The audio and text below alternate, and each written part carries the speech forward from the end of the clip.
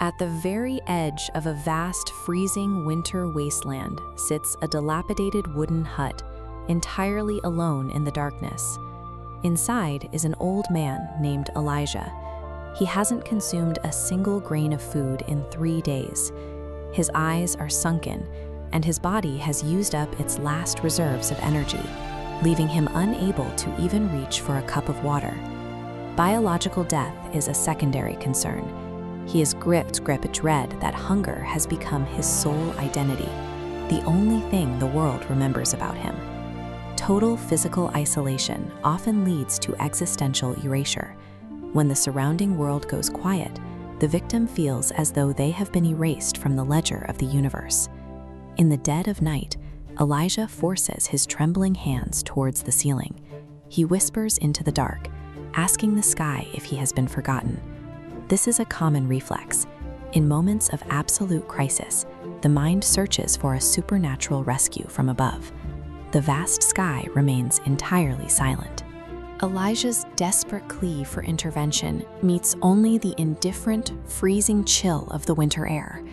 Waiting for a distant response, while the immediate human world remains cold, only deepens the weight of his suffering. A quiet knock at the door disrupts the silence. A stranger enters, carrying a heavy bag and projecting a deep, steady calm. The stranger focuses entirely on immediate physical needs. He gently supports Elijah's weight and breaks the warm bread by hand. The narrative uses the image of a glowing face to emphasize the weight of this moment, elevating the simple act of feeding a starving man into something significant. As the food restores his body, Elijah is overcome with tears. He is processing the shock of being remembered after so much time in the dark. Recovery in these moments requires a tangible human presence. Physical intervention provides a bridge back to the world that abstract hope cannot. When Elijah asks why he came, the stranger explains that his own heart cannot find rest so long as another person remains hungry. This defines the concept of active divinity. It is a force that moves specifically through human empathy. This diagram maps the mechanics. Passive faith points toward a void.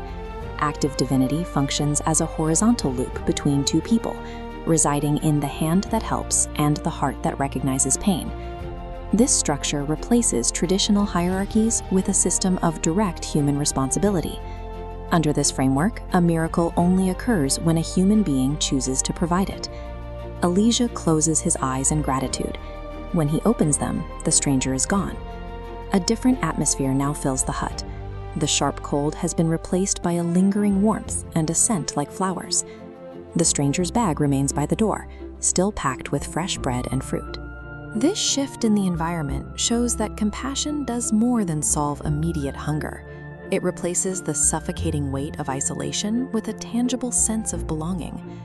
Elijah realizes that his prayer was answered, but the delivery mechanism was entirely human. People still live on the forgotten edges of society, enduring the same cold Elijah faced. Divinity remains dormant within human potential, waiting for a person to act. Selfless service to those in need is the highest form of worship. It is the only way for compassion to become a visible force in the world.